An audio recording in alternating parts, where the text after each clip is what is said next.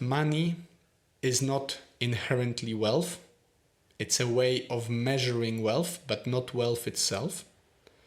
And money that is created without any productive activity shouldn't be considered wealth inherently. Second point, sound money would curb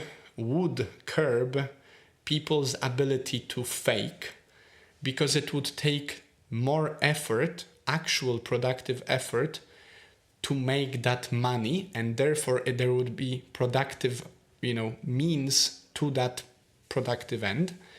And thirdly, if we measure our progress and our economic activity by mixing up spending wastefully and investing thoughtfully, then we don't know what actually the real situation is. Hello and welcome to WS Podcast. My name is Woj Salski. I'll be your host for today. And before we begin, I might just remind you, if you haven't already, please make sure to follow, subscribe, and click that button on whichever platform or tool you're listening to the podcast. It helps the show to grow. It gives me a signal that I'm doing something better or worse. And if you'd like to support the podcast in any other way, maybe by sending me an email or just by reaching out, commenting, you can always follow the link below, and there are plenty of ways to do so. I am very grateful for all of you who are listening, for all of you who are sending out me emails and essentially reaching out. I've had a wonderful start to the year. We're just finishing up the first quarter, and it's been great, and I can see it becoming just better and better. Plenty of exciting stuff to do and to work with. I wouldn't be surprised if by the time you guys hear of this episode, I am recording it in advance.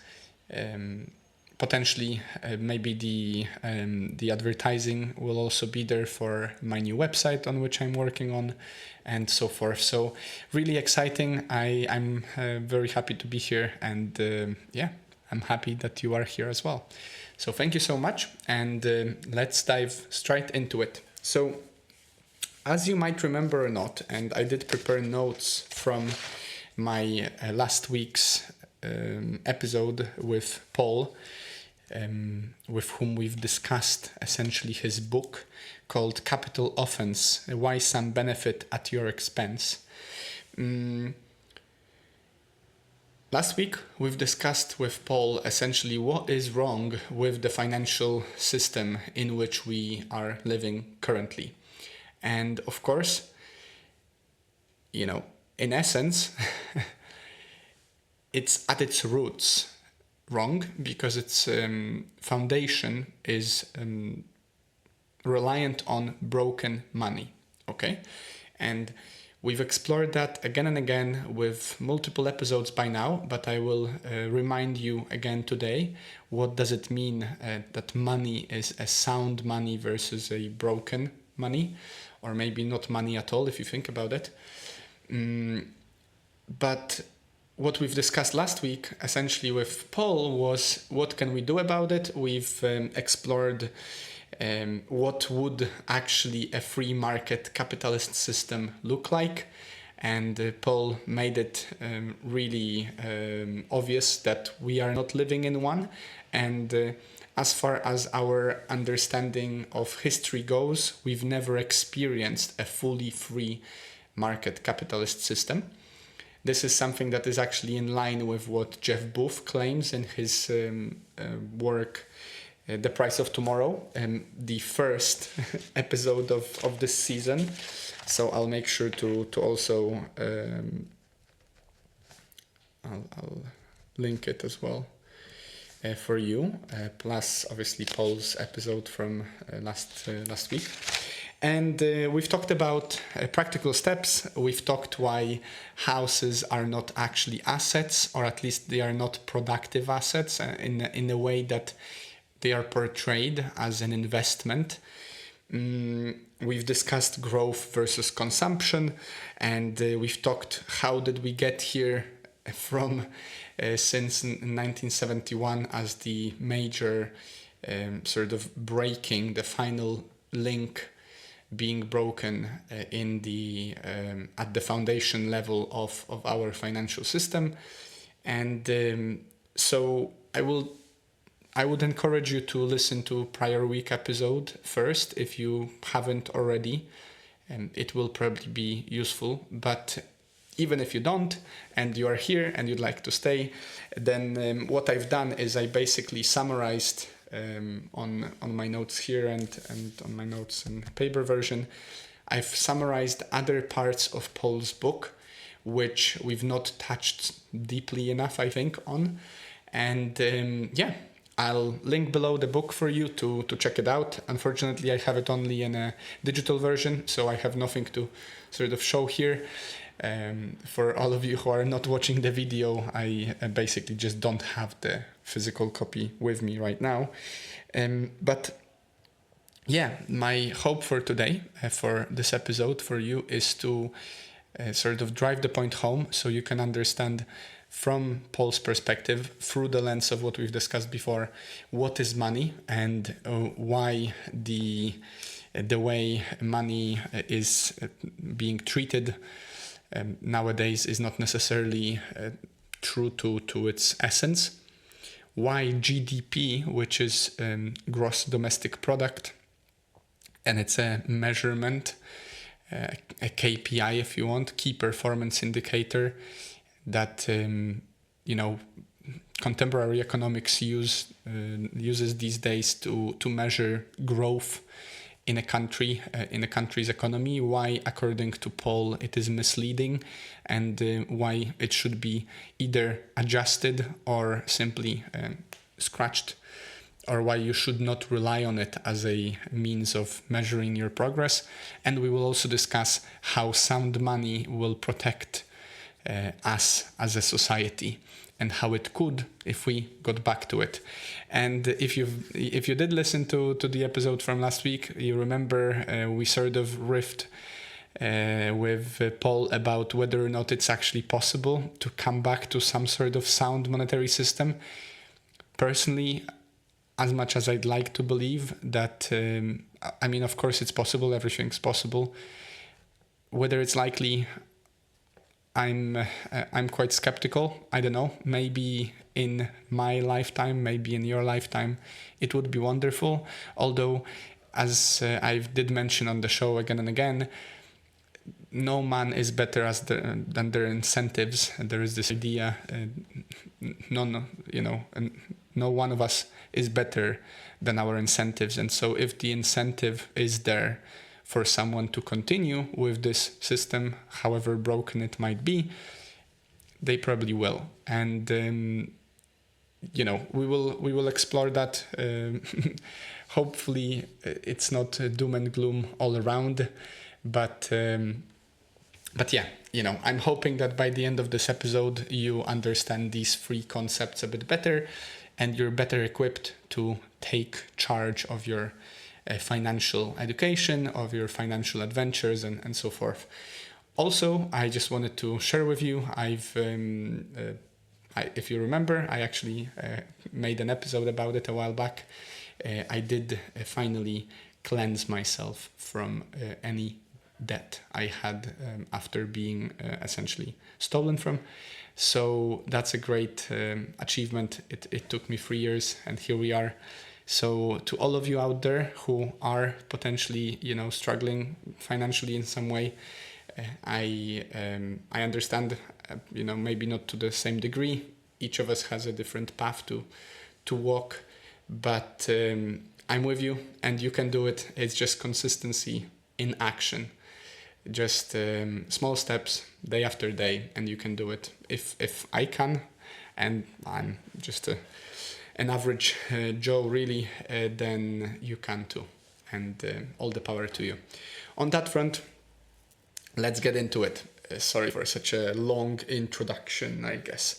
So, in terms of the book itself, I think what Paul pointed out as the mission of the book is really a good outline of what he achieved, I believe this book to be really, really useful for someone who wants to understand the problem with this capital offense, as Paul calls it, with the economics in which we live and nowadays, in a very simple, no bullshit way, right? So if you haven't already, if you haven't read any books on personal finance, or maybe you've only had a chance to read one or two and you are looking for a book that will enable you to understand the problems in particular with fractional reserve banking, and at the same time you want a book that is not too long and not too daunting, not too complex. And this is a big point that we've also touched on with Paul, that there is a lot of financial and accounting and economics jargon which is being used, in my opinion, purposefully to mislead you to think that it is something too complex for you to understand. Well, if I can understand it, you can too, I promise. Paul is obviously a third-year experienced investor, so I have no doubt he understands it. Whether I have the qualifications for it, I don't know, but I know that I've come to grasp it and appreciate the simplicity of economics and personal finance as I learned about it. So I would encourage you to try, and don't be scared of the jargon. This book in particular is a one that will help you overcoming that, simply because Paul refrains from using any of these and will try to demystify them as we go as well. So first, let's read the quote from the book that I marked. This is about the topic of what is money. Money doesn't make the world go round. That's done by the hard work and ingenuity of billions of people who create goods and services. Money is used to facilitate the exchange of all that stuff, all of that hard work. And it's the hard work and ingenuity that gives us all purpose. Now, the point that Paul makes in the book fairly early on is that we need to understand what makes up money, what money is, to be able to appreciate and comprehend what the problem with this system that is supposedly claiming to point to some things as money is about. And, the sales point, let's say, of any fiat currency, and if you remember, fiat means nothing else but by decree, legal by decree. So someone said that it is so, and therefore it is. So fiat currency is any currency you use right now, anywhere in the world, really. So, for example, for Poland, it's going to be Polish zloty. For UK, it's going to be British pound. For any of the European Union countries in the Eurozone, it's going to be euro. And then, of course, you have United States dollar in the United States and so forth. So that's a currency. It's a means of payment, of course. It's a unit of account as well. It seemingly serves as money, which, of course, in a sense of paying with money, it serves, it does. The thing is, though, and this is where the first claim from Paul comes into play, that money itself is not wealth, even though we are led to believe that it is, because we measure wealth in money. Okay, so for example, if you think of a rich person, what you might think of might be, a really nice car, or maybe a certain lifestyle that they lead, maybe buckets or tables filled, or even bathtubs filled with pounds, dollars, liras, whatever, pesos, whatever you want to use. So it's like this abundance of wealth, okay? And that's a portrayal. Okay.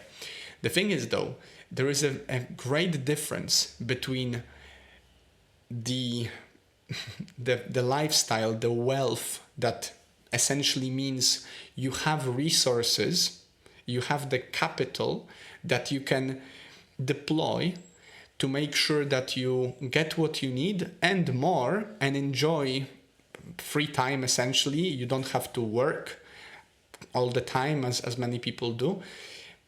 But it doesn't necessarily mean the currency that you hold in your hand, okay? Because if you have a lot of currency in your hand, let's say that you're a billionaire, but if you're a billionaire in the wrong kind of currency, if you're a billionaire in the salt currency, I don't know if you know, we've talked about it on the show before, but if you, in the past, at some point, salt was used as a means of payment, as a form of money. Nowadays, of course, if you were to sell everything you have and just buy lots of salt and hope that that will take you far, it's going to be probably quite difficult to claim that you're a millionaire. Of course, you can be a millionaire in salt, but I don't think anyone will bat an eye, and effectively you will squander your wealth, okay? But the point here is, Paul pushes back against this intuition that money itself is wealth, and instead he argues that money is a representation of prior production. So what was mentioned in the quote, that it's something that represents the production that happened before, a claim on real goods and services, so something that you can use to make a claim on something, for example, to make a claim on buying a car, and a facilitator of exchange, but it's not value in and of itself. And this is the crux of the matter, right? We measure wealth in money as a unit of account, simply because it's practical, it's useful, it makes sense, it's easily accountable. It's much more difficult if we were measuring wealth in cars, for example, because every car is slightly different, right? And even if you have 60 cars that are exactly the same, if you're measuring wealth against someone who has a different brand of a car and has 60 cars that are the same but of a different brand, it's kind of difficult to determine which car and which wealth is greater, especially that if you remember from our previous, or maybe it's going to be next week episode, I don't remember, sorry, I'll remind you the concept. The concept that we know from praxeology, from this, sort of science, I guess, an attitude of just measuring the human action, how it happens. Nothing has intrinsic value. We give value to things, right? And value is obviously inherently subjective. What I value as something of great importance, you might not care about at all. Even, in terms of spending our time. Think about it this way. If you have a podcast and I have a podcast, then potentially we both value having a podcast. But if I have a podcast and I value it and I give it my time, and you listen to my podcast, you don't value the same thing, right? Because I value creating the podcast while you value just listening to it. And it's all okay. It's a subjective value. If I were to maybe offer you to change places, if you liked and if you valued creating a podcast, maybe you would say yes. But if you prefer to listen and not to take part in creating it, then you will value it less than me, right? So if we focus about this, if we pinpoint this idea that currency and money in and of itself has no value unless we give it value, right?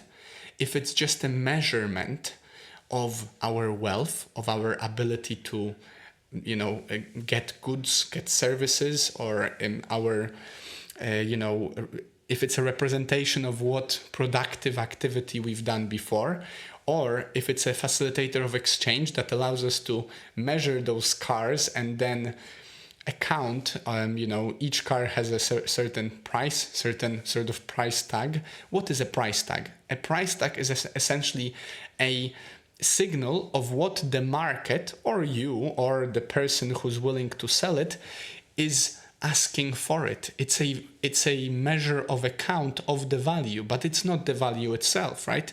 The value itself is what you get out of that car when you drive it, or maybe if you want to keep it in your living room, then that's the value you want.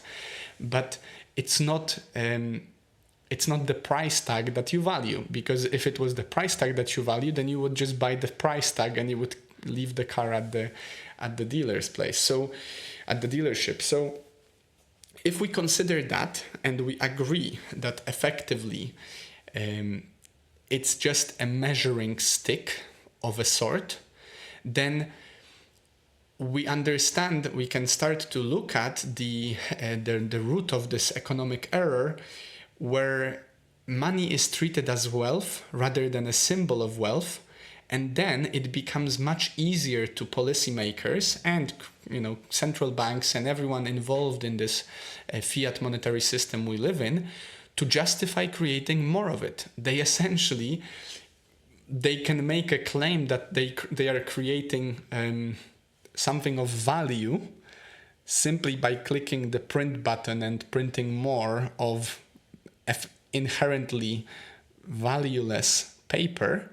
And if you've lived through any hyperinflation, you will definitely appreciate it more of how valueless is a paper effectively. Even if you have a £5 note in your pocket right now, in 20 years' time, if it so happens that someone decides to change the way the £5 note looks like, and the £5 note that you have in your pocket is no longer a considered money, then effectively it just becomes a very fancy looking plastic paper, because in Britain we have those plastic kind of paper money. So you see here, this is one of the really interesting points that Paul made, and it made me think deeply about it, that because you mix up, it's like this story, right? If I point at the moon, don't mix up me pointing at the moon with the moon itself, right? Don't mix up my finger with the moon. Because if you do so, then you're missing the point. And in the same way, don't mix up the zeros on your account with wealth.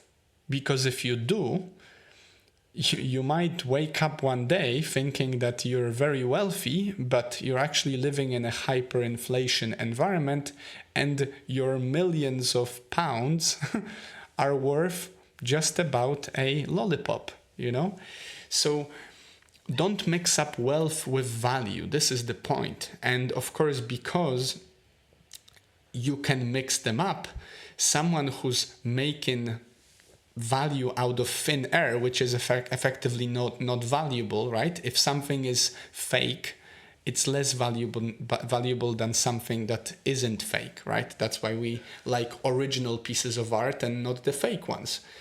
In the same way, if someone is printing money out of thin air, they've not done any work to do so, and they will gaslight you to think that they are giving you value, they are increasing value, giving you wealth simply by clicking that button, then you are effectively being scammed, right? And this is the first point. So, of course, this kind of situation,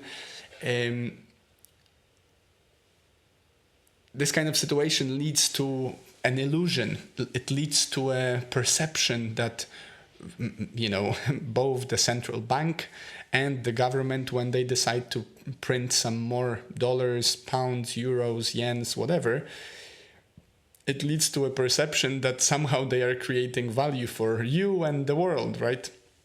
And of course they are not. They're actually doing the contrary, because whoever is already holding that money, that hard-earned money, and this is the point, if there is no proof of work, if there is no productive, whatever, if there is no value added from which that money was earned, if it's just button clicked produced, then effectively they are scamming those that produce and that create and that generate actual value. Okay, so this is really, really important.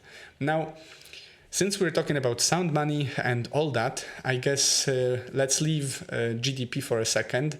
We'll go to how sound money might protect society. A funny story, and I'm not sure if it's true. I found sources that claimed it is. I found sources that claimed it isn't. It's difficult sometimes to discern what is true or what's false, so just take it at face value. But the anecdote about sound money apparently comes from the idea that when gold or silver coins were used back in the day, they would make a certain sound when they were dropped on the ground, and they gave a certain ring, right? And this is why the sound money was the sound money. It was the money that would be recognized as real, as good, as valuable. And of course, if you had coins that looked like golden coins, but then they were made of less high quality, less, effectively royal metals, one can say, then the sound would be different when you drop them on the floor. Okay, of course, as I said, I don't know whether it's true or not. Some people say it's true, some people say it's not.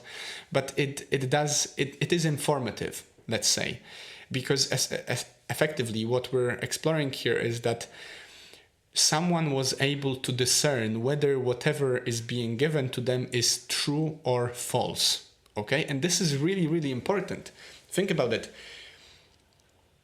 We live in a really changing life. Your life is changing every day. You're experiencing all kinds of adventures every day. You're meeting all kinds of people. You're eating all kinds of food. You're drinking all kinds of drinks. You're engaging with all kind of content, right? And nowadays we have this with AI. This is a rabbit hole to dive into, but how do you discern what's true and what's not plays a huge role. Even if you are not struggling to survive, knowing what is true and what's not plays an important role, right? Like, you wouldn't go to the shop and buy a bunch of food that you don't know whether you're buying food or maybe you're buying a drawing of food and you would spend all the money that you earned this month for papers that show food, and then how would you eat? Are you gonna eat the paper? So discerning what's real and what's not plays a huge role. We don't like when people lie to us, right? We lie to ourselves a lot, probably. Most of the time, I think, in some circumstances. And of course, it's something to strive to not do. If you try to be true to yourself, I applaud you. Please do so. It pays a good value for it. But you don't like when someone lies to you, right? No one likes it. No one likes when they're even underinformed. Even more so when they are being lied to. And now, if the sound money is the truth and the fake money, unsound money, is the fake, it's untrue, then by knowing how to discern true from false, we can establish our relationship a bit better. If I'm trying to sell something to you and I say that it's worth this and this much, and it turns out that I lied to you, it doesn't help our exchange, right? You will not trust me and the exchange will probably not happen. You will be really disappointed with it. I will lose, you will lose. It's a lose-lose game all around. In the same way, when we are using money which is broken, we are establishing our foundation of civilization, the exchange, sort of program, transactions on a broken system, right? This is so maybe informative, and I'll get back to what we were supposed to do. Sorry, I sort of jumped on a tangent. as you can tell, I'm quite, excited about the idea of sound money. Think about it this way, and this is absurd, right? But this is how we live nowadays. And I promise you that. Just check if that's true. Don't take my word for it. Check it for yourself. If your money is constantly debased via inflation, and if you want to learn more about inflation, please refer to the episode about inflation. I'll link in the show notes. Of course, we've talked about inflation excessively by now. If your money is being debased by inflation at all times, and yet you are using the same currency, the same money, to measure the prices of the things that you have and you buy, then isn't it the same as measuring a table with a measuring stick, which is constantly changing? Just imagine how crazy would that be if you went to the shop and you bought 2 kilograms of potatoes, and the shop clerk would be deciding on the spot just how much 2 kilograms of potatoes is, right? This is pretty much absurd, but of course that's essentially in the system that we live in. And don't get me wrong, even in a monetary system where money were to be once again gold, as it used to be, or maybe in the future it's going to be Bitcoin, whatever, of course the price tag might change slightly over time, but it will not be inherently wrong. It will not be reliant, and this is one of the things that you can certainly rely on in the central banks, because it's literally written within their constitutions, within their goal of the central bank, is to keep inflation at 2%, or whatever central bank you'll check out. So it's inherently made to change. Inherently, over time, you are promised that your money will be worth less over time, and you will be measuring everything with an increasingly, shrinking ruler. That's effectively what it does, right? So now let's leave that. I hope that you understood, and if you haven't, we'll be still driving that point home for a few more weeks, so bear with me. Now, let's read the quote and explore the topic. Commodity monies were a great benefit to society and a great inconvenience for governments, because wealth could not be so easily siphoned off from the citizenry. They could still do it, but it would happen at a much slower rate than it does today, as it was much more difficult to do so. Commodity monies essentially means all kind of money that is a commodity at the same time. So, for example, gold, silver, maybe salt, oil, if you were gas, whatever. It could be timber. But effectively, it was mostly gold, and gold-based system is what we're referring to here. And according to Paul, it was a disciplining force in the economy, because it limits the ability to arbitrarily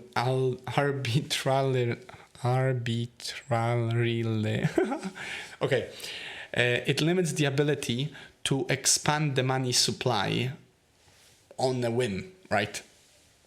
Of course, if you think about it, if that's the case, if money cannot be expanded just because someone said so, these things happen, right?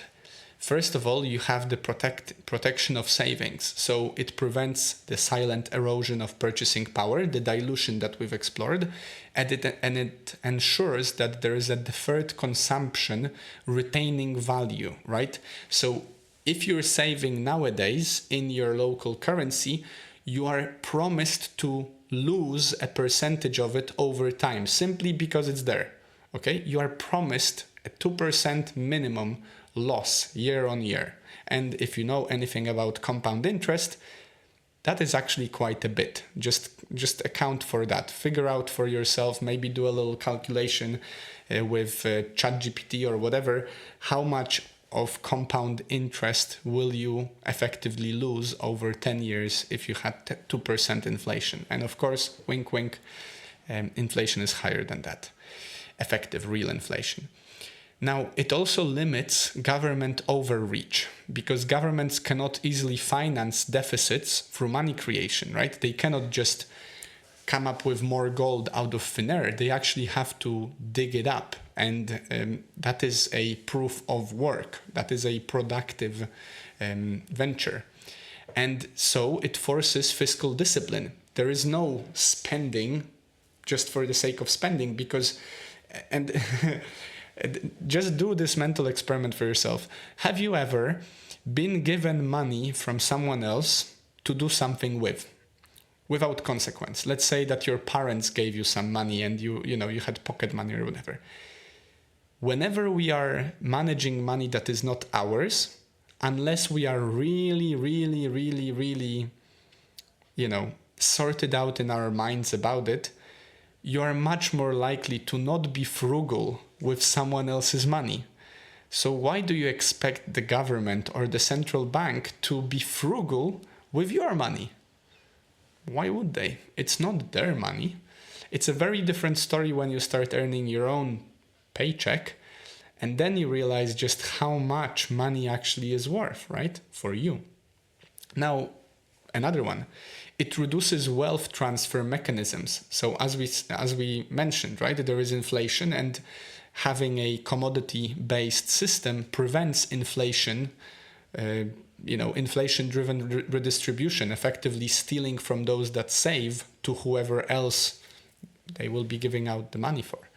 And it keeps economic rewards tied more closely to productivity, right? Of course. If it takes productive means to get money, then by definition, there is more production of value to begin with. And money is the end of that production and not the beginning, which is basically cheating. And it encourages long-term thinking, because stable money promotes saving and investment, as we said, because you're not going to lose the value over time. And it reduces speculative behavior driven by cheap credit. And I will not go into credit too much in this episode. Paul explained to us last week, so please refer to the episode before. But the one thing that I will say about credit, and this is something that you need to really consider, is this. We are in a credit-based system nowadays. We are incentivized by banks and by all of the financial institutions out there who are trying to earn money on interest, earn on your interest. We are incentivized to borrow, right? You get a credit card, and what a credit card effectively is a way of borrowing from the future self. So you can buy now, pay later, right? Via credit. And also you have those systems which are effectively just buy now, pay later with some interest rate on top, which is just an extension of credit cards. But the problem with that is that it's obviously short-term solution. It's no solution really if you don't make your ends meet next month. So it's similar to drinking, right? It's similar to getting wasted, let's say it this way, not to drinking. When you party, when you go on a night out of any kind, it doesn't even have to be with alcohol. If you party so long in the night of Friday that you end up sleeping in on Saturday, what you effectively did, if you think about it, is you took a credit from the future self by taking some of Saturday energy and expending it on Friday, right? And of course, if you add on top of that drink alcohol or whatever, you might actually feel sick the next day. And if you do, then you've also taken the credit of good feeling from the day, for the day before, right? So you've taken the credit from the future, and then you will have to pay it back with your hangover.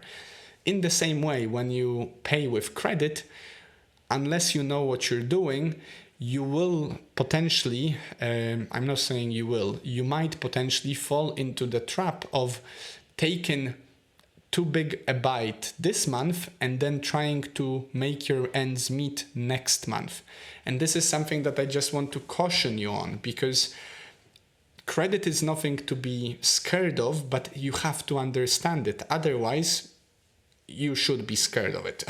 You should be scared of anything that you don't understand, and you do, I think.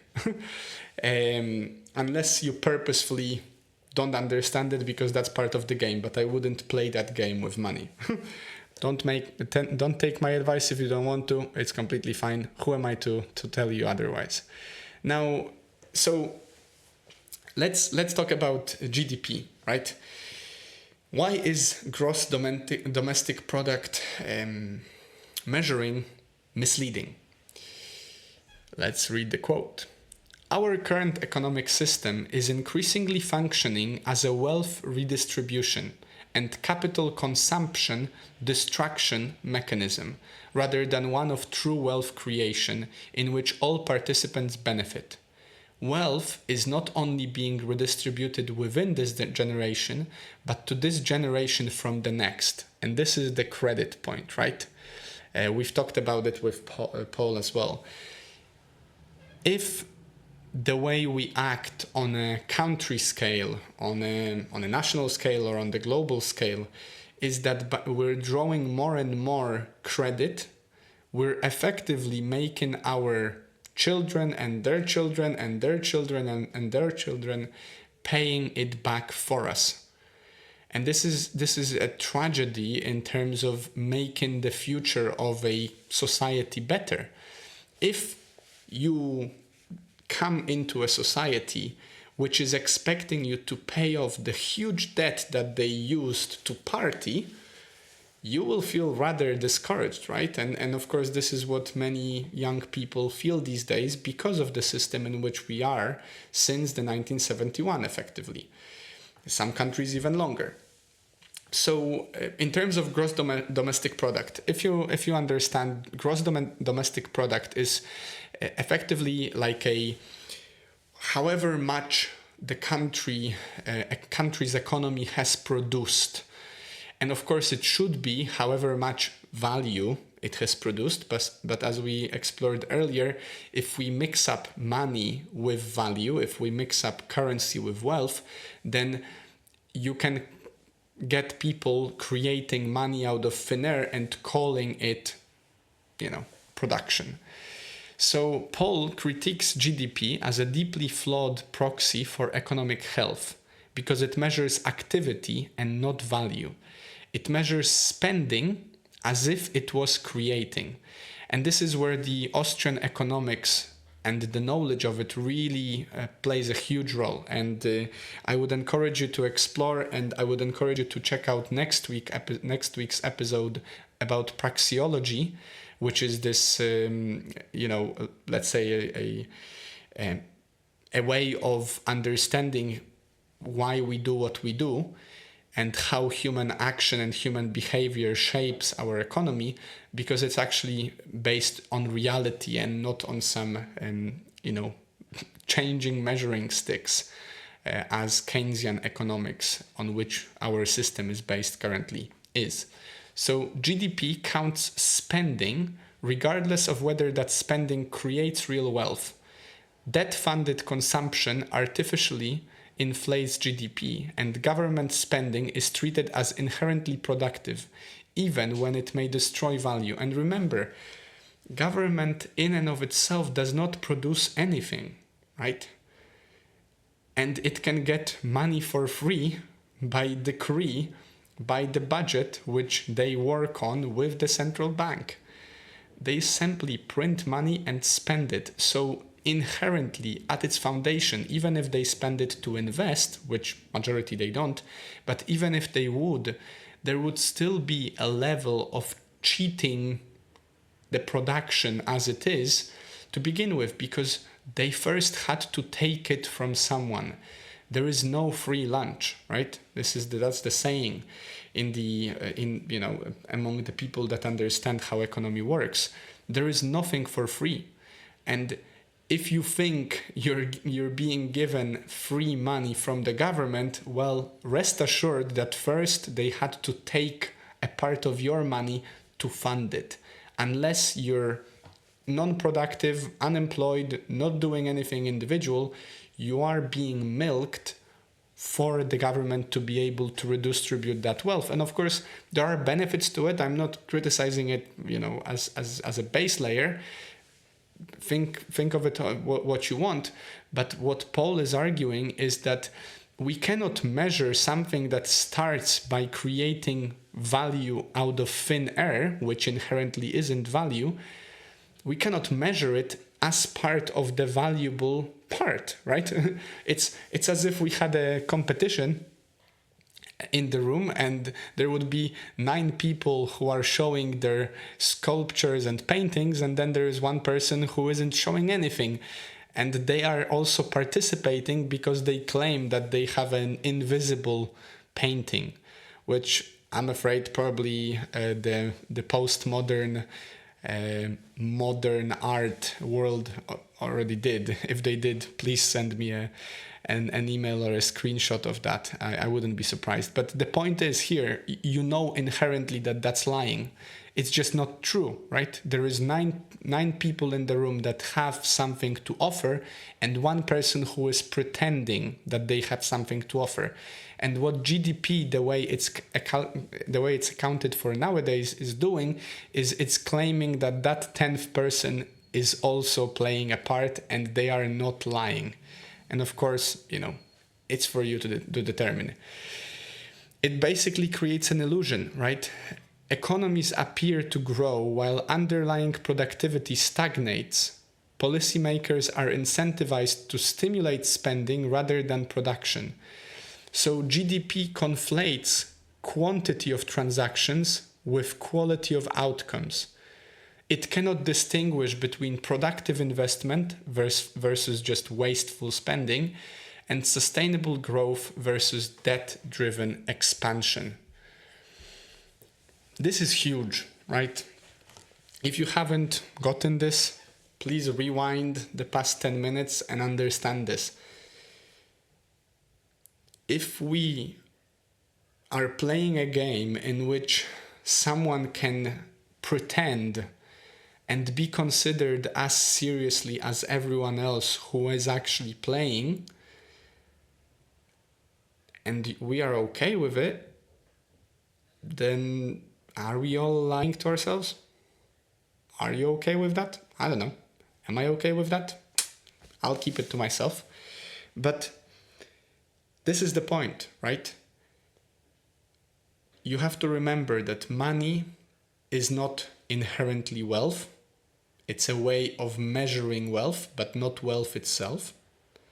And money that is created without any productive activity shouldn't be considered wealth inherently. Second point, sound money would curb people's ability to fake, because it would take more effort, actual productive effort, to make that money, and therefore there would be productive, means to that productive end. And thirdly, if we measure our progress and our economic activity by mixing up spending wastefully and investing thoughtfully, then we don't know what actually the real situation is. The best way to put it really is like, if you have a family, right? Or maybe you just have a partner, or maybe with yourself. If when you start doing your personal finance, and I hope by now, if you are listening to this show and you have already, been to a few of the episodes, you know how important it is to understand your spending habits. It is the first step to become financially fluent, right? It is also the first step to become financially wealthy. Otherwise, I don't know what you're doing. But if you are measuring your spending, then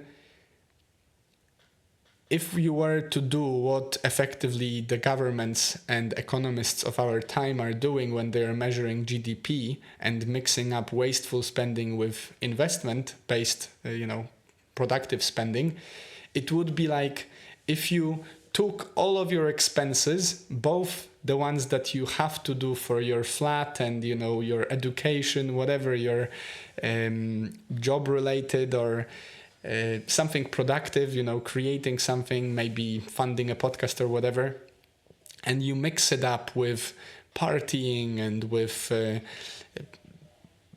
trips and adventures and everything.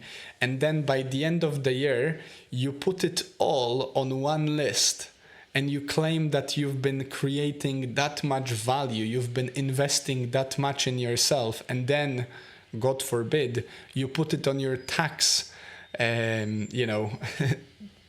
form, claiming that you've actually invested all that money into making yourself and your business grow. What are you doing, right? It's absurd. It's crazy. It's, it's the same idea like if I give you £500 and you have to pay £500 to pay for your flat for the month, but instead you use that £500 to go for a little trip, and then you don't have any money to pay for the flat, but you claim that you've paid for the flat. You're just lying. It's just not true. And then you get evicted. The thing is, though, of course, the way this charade is played, there is no one to be evicted, because those who are in charge of working, in this system, those who are in charge of making this system run, are also the same ones who are keeping the system, in check. So it's almost like, this meme of three Spider-Men just standing, looking at one another, right? It's the central bank, the government, and then the financial controllers, or looking at one another, and all of them have the plausible deniability, and all of them are essentially above law, right? It's like the law to thee, not to me. Effectively, unfortunately, it's literally as if you were playing Monopoly, and one of your friends who was playing the banker in Monopoly would also be the one playing and just treat bank as their personal account. I know you wouldn't be so happy about playing such a game, and this is the game that we're playing currently. Now, I promised that we will not finish on a downer note, so please follow the link below for the previous episode with Paul, where he actually offers his personal investment strategy, which I think is invaluable for you. Of course, there's no the point of this show or any other show that you're watching is not to tell you what to do, is to make you think, and then you can decide what you want to do, right? But I would encourage you to listen to people that know what they're doing, and then figure out why they do it, and then decide whether you want to do it as well. So there is hope. I have no doubt. I believe that we are in a difficult time, but it will become better and better. And if you haven't already, please check out the other episodes over the past essentially 3 or 4 months. Many of my episodes have been about how to make your money work for you, how to make yourself better financially, from the most basic ideas to the more complicated ones. But I will finish with this, and this is the invitation for you for this week. I've had a discussion with a friend of mine today at work, and it wasn't surprising really. I mean, maybe slightly frustrating, but not surprising. I learned that he doesn't understand what we've just discussed. He doesn't understand what's the difference between sound money and inherently broken money.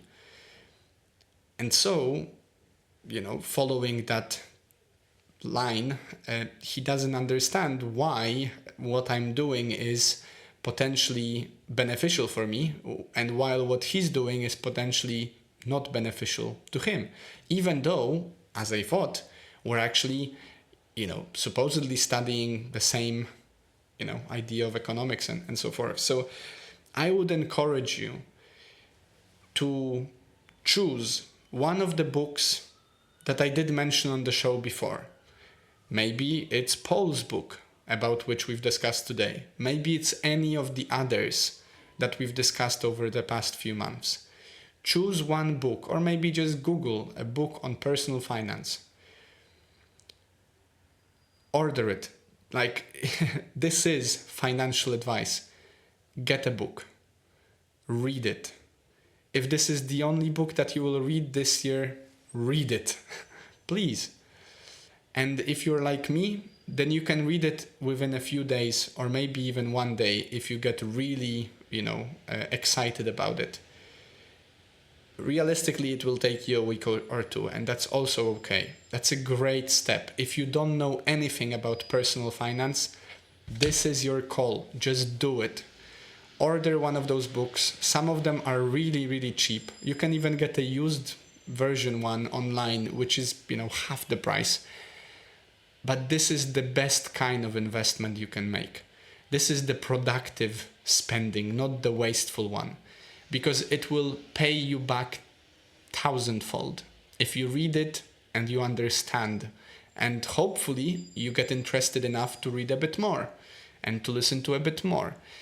And over time, and for me it took, I think, just about 2 years, over time you will understand this topic to the point that not only can you have a really, really cool, insightful conversation with an expert such as Paul and enjoy the conversation and be stimulated by it and have fun, but even if you don't want to nerd out on this topic, you will feel certain and understanding and self-assured that you have your own back and you can make informed and skillful decisions.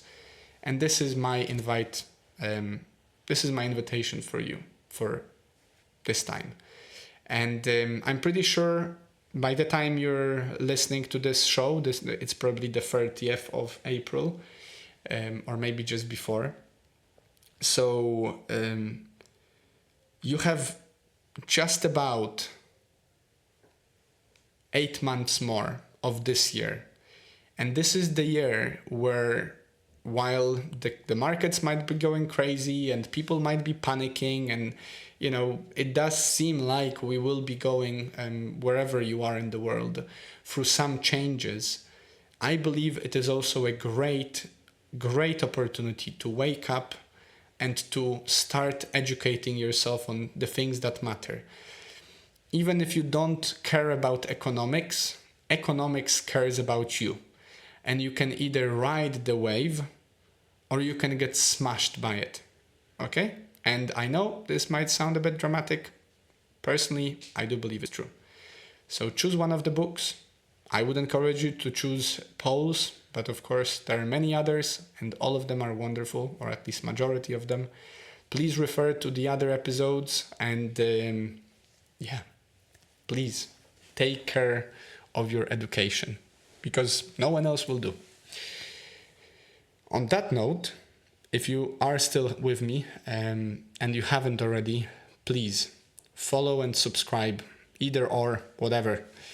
Maybe like this episode, maybe send it to a friend, maybe send it to your spouse, maybe discuss it with a colleague. Just let me know that I gave you some value. I hope I did. And if so, then please just join the club. Other than that, thank you for being, and good luck. Thank you for listening. Thanks, Paul, once again for taking the time to chat with me last week. And all of you, have a wonderful, wonderful week. Stay happy, stay healthy, stay wealthy, and I'll see you next time.